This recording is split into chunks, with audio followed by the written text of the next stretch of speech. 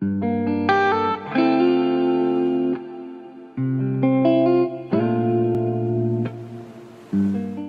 est à la librairie Sans Titre.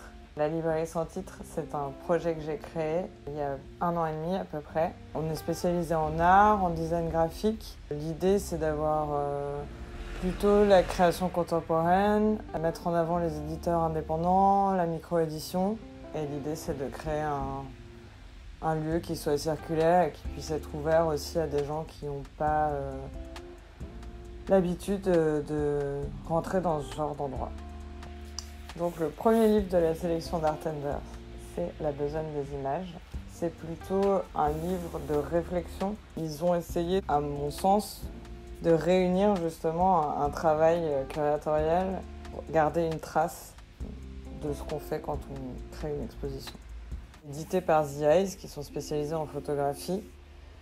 L'idée, c'est de mettre en corrélation le travail de Francis Bacon et d'Antoine d'Agata dans cet ouvrage qui se présente en feuillet comme une sorte de diptyque permettant de mettre en face à face les peintures et les photographies de Bacon et d'Agata.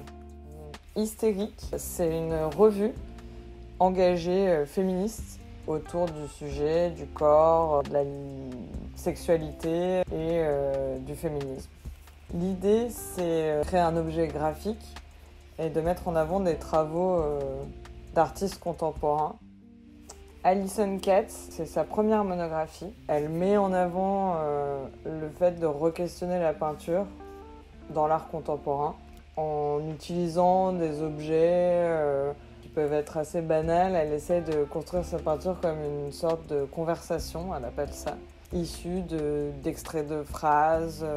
Le livre a été édité à l'issue de 2 expositions qu'elle a fait aux États-Unis, une à Auckland et une à Boston. Slurp est une auto-édition.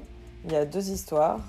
La première a été écrite par Nina et illustrée par Sébastien, et la deuxième écrite par Sébastien et illustrée par Nina. Ce sont 2 auteurs qui viennent plutôt du roman graphique. Donc Anita Molinaro, c'est une sculptrice qui travaille énormément sur des matériaux de récupération et qui recrée des installations avec tous ces objets du quotidien.